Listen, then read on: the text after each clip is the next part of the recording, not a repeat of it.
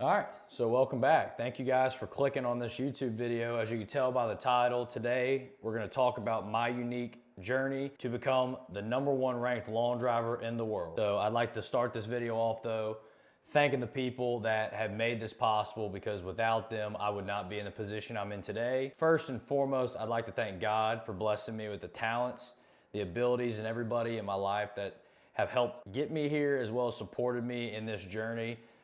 Without him, I wouldn't even be able to be in the position to do this. I'd like to also thank my mom and dad and my family for their unconditional support in my decision to pursue long drive, because here we are.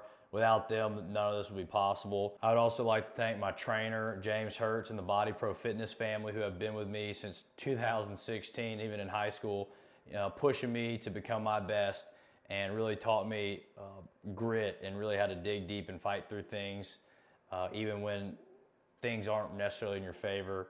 For Jeff Jones, building my swing, that was the foundation of all this back in high school. Bobby Peterson, for being the best long drive coach and club builder, who's I still work with diligently today. And he's helped me find that speed, that long drive swing, that second gear. And last but not least, Chad Darby, who was there for me to support me in my endeavor when I took on long drive, helping me to find a swing while I was kind of coming back to golf, because I took a hiatus from it for a while, to make sure I was as prepared as possible for any event. So thank you. I'd also like to thank my sponsors, Callaway, for being there with me from the beginning, giving me club support, as well as Kinetics for making phenomenal shafts and always supporting me as well. I'd also like to thank Pinnacle. They have been a phenomenal sponsor, making sure I've been supplied with everything head to toe, and they've definitely played a very crucial role in my success that I've had this year. I'd also like to thank all the competitors and teammates that I've had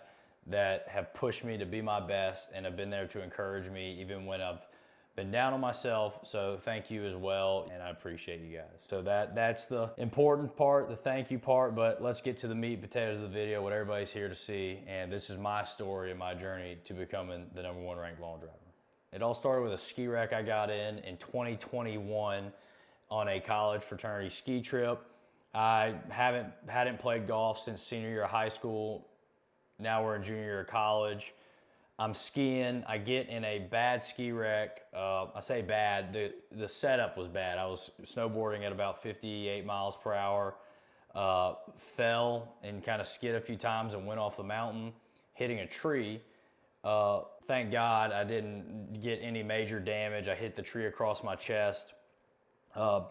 Still dealing with some residual pains from that. That's part of life, but I'm thankful to be able to walk and be alive. Getting home after that and recovering, after about a month of just being inside and just hurting, my mom was telling me I need to get back outside and actually get some fresh air again, pick up a sport again, do something. So it hurt, but I decided to pick golf back up because I knew I could just stand still, do some swinging. And as I got back into that, the one thing remained constant from my high school years is I had speed. I was swinging it fast and I could hit the ball far, but to my knowledge, I was just a far hitter, just like anybody else that hits it far, is what it is. A friend of ours, though, saw me on the range and was like, hey, I want you and your dad to come with us. We're going to see my brother-in-law, Hal Sutton, over in Houston. He's got a place. I want him to see you hit. And I was like, yeah, that'd be cool. I mean, I'm nothing special, but at least I get to meet Hal Sutton. That's awesome. Be the right club. Be the right club today. Yes! Formality. 17 years later, Hal Sutton is the Players' champion again.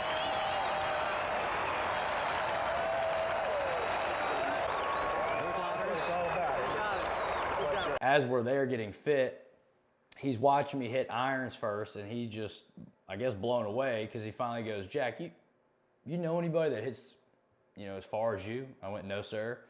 He goes, I didn't think so. You just hit your 2 iron, or you just hit your 6 iron 240 yards. He goes, that's not normal. And I was like, oh, okay, wow. Now that I know that, like, I don't know what to do with it, but cool. So then I move over to the driver bay, and I'm hitting drivers, and they're fitting me for a driver. And that's when Hal and his club fitter were like, dude, you should probably look into long drive. You could probably make money doing that right now. I know you want to do some golf stuff, but long drive, you should look into that. During that session, I was like 170 pounds, and I was swinging my 46-inch driver like 135 miles per hour with a ball speed of like 196. And so I kind of took their suggestion kind of serious, because I'm like, this is Hal Sutton, you know, it's his words mean a lot more in the world of golf than most just friends here and there who are like, hey, you should check this out. Went back to LSU. I was in the midst of applying to medical school and finishing up my schooling. After like a month or two passed, I decided to, you know, revisit the long drive idea. I was like, you know what? I thought it'd be kind of a joke, like what's long drive? But maybe there's a reason that was put in my life. And my dad and I talked about it. And he goes, let's just give it a try. What do we have to lose? You're as young as you are now, as much time as you have now, and you're as healthy as you are now. So let's just see what happens. Let's do a couple events. With that information, went and did 3 amateur events on a smaller tour. Won all 3 of those with my gamer driver, my golf driver. After that, I was like, okay, there's something here. We should definitely look at this, but let's go. I'm gonna go finish up school at LSU first. By the time my dad and I signed me up for the next long drive event, it was the World Championship, and I missed all the amateur qualifiers because I was finishing up school and didn't qualify for it. But they said I could enter as a pro. So I turned pro, went and competed in their World Championship, and I finished 6th overall. That was like my moment where I was like, man, I didn't win, but like, hey, there's something here. I turned pro in their division, finished 6th with like a golf driver, and I mean, that was fun. I got a lot to learn, but there's something here. After that, that was the end of 2022. I'm seeing in the professional league at the time, PLDA, I'm seeing Bryson DeChambeau and Martin Boardmeyer and Kyle Berkshire and all these, Justin James, these top guys, you know, dominating the sport, and I'm, you know, like, oh, those are the big guys. I want to try. That'd be fun to go compete against them. But, you know, what are they doing in train? And I used to watch all their videos, take a lot of notes, and I started training myself just for speed. I bought my first long drive club in December, started pushing speed with it. Took about a month, like through January, to kind of get my speed down and learn how to swing it correctly.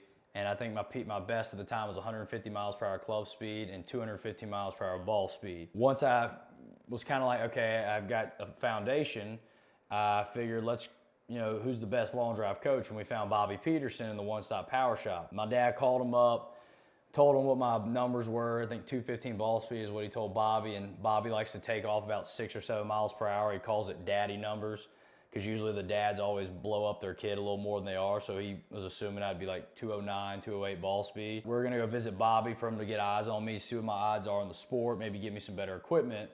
Well, we go to Bobby's. Remind you, my PR and ball speed's 215 one time. We do a speed session, and I end up hitting 224 miles per hour ball speed and like average 215 for the whole session, which blew me away. And I think Bobby was surprised and caught off guard as well. And from there, he's like, son, I don't know if you're here for me to tell you belong, but you belong. There you go. And he offered to help me with his knowledge in club building and coaching. And I knew that I could learn a lot of what people know in the sport, but it would just take me significantly longer. And I knew it was a smarter idea to have Bobby on my team.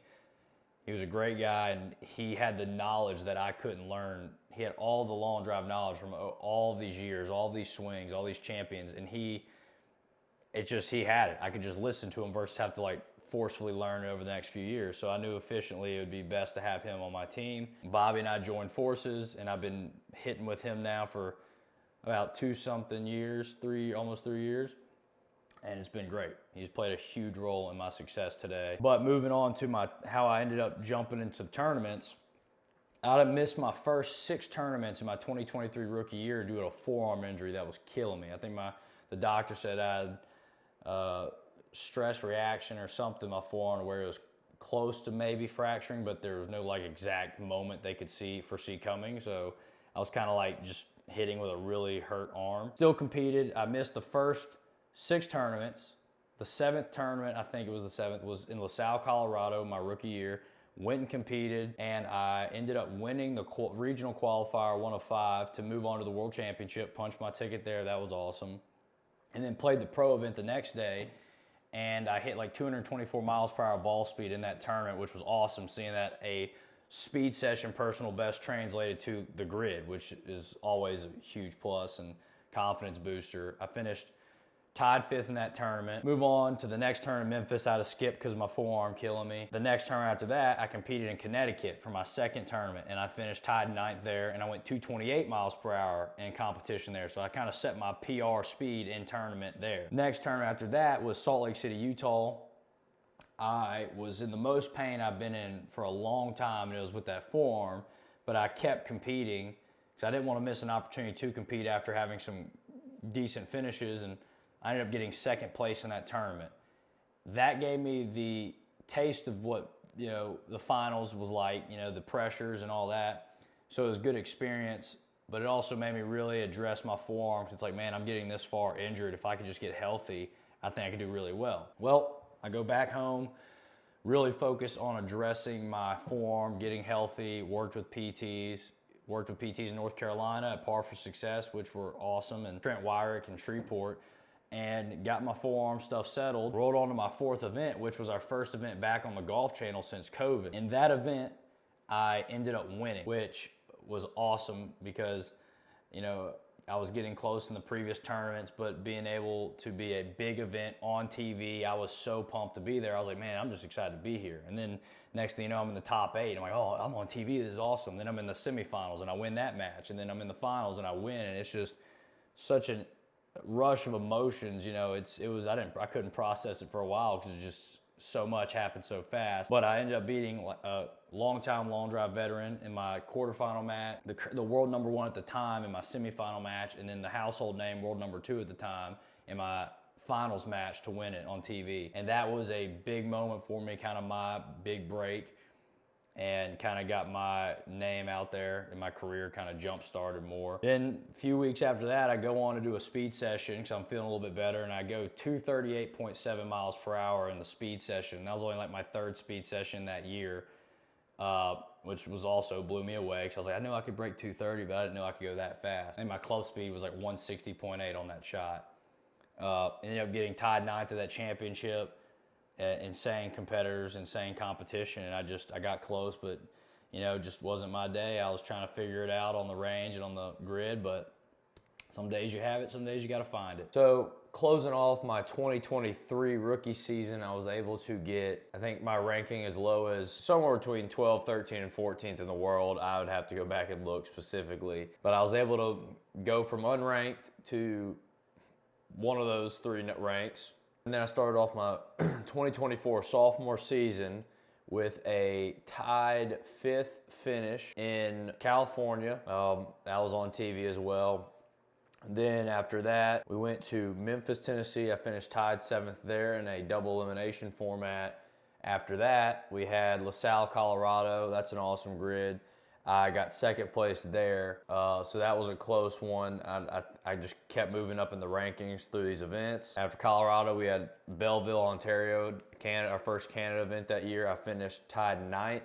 Then we went back to Canada at another spot, and I finished tied 3rd there to kind of wrap off the regular season tournaments. And then we rolled into the World Championship, where I finished runner-up by 1 yard. So at one point, I was leading in the finals by a yard, but then Sean Johnson, phenomenal hitter, great guy, he ended up besting me by 1 yard. So it's crazy that even at 400 plus yards, you could still just, you know, every yard, every inch matters. And then after that event, sub 1 week, I did a 3rd-party event. A lot of top hitters were there, and I finished 2nd place in that event by 1 yard. So like within the span of less than a week, I lost 2 tournaments by 1 yard. So that was just kind of like, man, I got a lot of work to do. You know, I've worked hard to get where I am, but you know, I got to work even harder for diminishing returns. I need just that little bit extra. That gave me a lot of motivation moving into 2025, which is where this year is now. And then so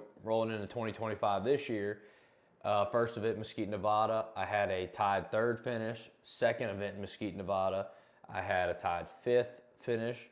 And then our 3rd event, which was the WLD Endless Summer Championship in Canada, that's the one I was fortunate enough to win. Battled a lot of aches and pains in that. I know all lawn drivers are always fighting something, but that was a tough one for me, and I was glad I was able to fight through it and win it. And that was a big points booster. And the last tournament we just had was Portland, Connecticut. I finished tied 5th there. That's the tournament that was able to put me over the top to take over this new position as the #1 ranked lawn driver in the world. I'm just a normal guy, like most people. I'm just 6 foot tall. I'm not genetically, I guess, gifted in the sense for like a golf swing. I'm not super tall. I'm not super strong. I'm just six foot, 215 pounds. I've put on some weight since I started. But I just learned to swing fast and be efficient with my swing. I deal with back pain and hip pain from my ski wreck, but also that affects my lawn drive. But like, I'm just like everybody else. But I decided to take that chance on myself. And my family took that chance on me too. That risk of, it's the unknown. It's outside of my normal path, which my normal path was plans to pursue med school, which are still in the back burner, but right now it's lawn drive. And that chance has led me here to meet the incredible people I've met, to teach me different things of just how to fight and deal with adversity. And there's all kinds of benefits to professional sports, but that's the main message I want to leave y'all with, is that don't give up on yourself. Take that risk. Back here in the background is this name, Kairos, is kind of how I branded myself coming into the sport. It means God's timing, his perfect timing in religious terms, religious meaning. Basic definition means the opportune moment, that right or critical moment. And to me, that's kind of how I defined my decision to get into lawn drive. Is I took that chance at that exact moment where I decided, you know what, I'm gonna do this. I'm gonna sign up, compete in this tournament this weekend. And from there on, it's changed the course of my life, because here I am getting to talk to you in front of the camera as world #1. So definitely don't ever give up on yourself. Chase your dreams, or at least give them a chance, so you at least know what the outcome was, and you don't have to grow old and think about what could have been. You at least can have that closure of it didn't work out, or it worked out for the best. So there's that. In terms of how I also got #1, I know people always ask, like, oh, well, did you hit it the furthest? Did you win the world championship? The way the point system breaks down is the points accumulate over a 2-year period, and after that 2-year mark is gone from the date that tournament occurred, those points from that tournament are completely wiped away. Each year that passes, you lose half the points from that tournament. If I got 100 points today for winning a tournament, this exact date next year, I would lose 50 of those points. And then this exact date 2 years from now, I would lose the other 50, meaning the points from that tournament are no longer in my total score. So you're in this constant cycle of adding new points and then having old points fall off. My ranking as world #1 means currently, for this date and 2 years back, I am the #1 ranked lawn driver in the world based on performance. That will change. I would have to keep up my performance by doing well, winning tournaments to keep this rank up. But there's so many good hitters in the sport, you'll always see the rankings change. You're gonna see it fluctuate. The system rewards you for being excellent in the present, to where you can't just accumulate a ton of points early on and then just sit on them for the next 5 years and just ride #1 or #2. It makes you have to stay present, competing, and doing well. So for now, I'm currently the world #1, and it's been a heck of a journey to get here. I've gone through a lot, I've dealt with a lot, but I'm nobody special. I'm just a normal guy that took a chance on myself and had a family that was willing to take a chance on me as well. And I'm very blessed to be in this position and have met the people I have along the way, and the sponsors that have been there for me. So I appreciate you listening and tuning in. If you enjoyed, be sure to like and subscribe. Other than that, I'll see y'all in the next one, and thank you.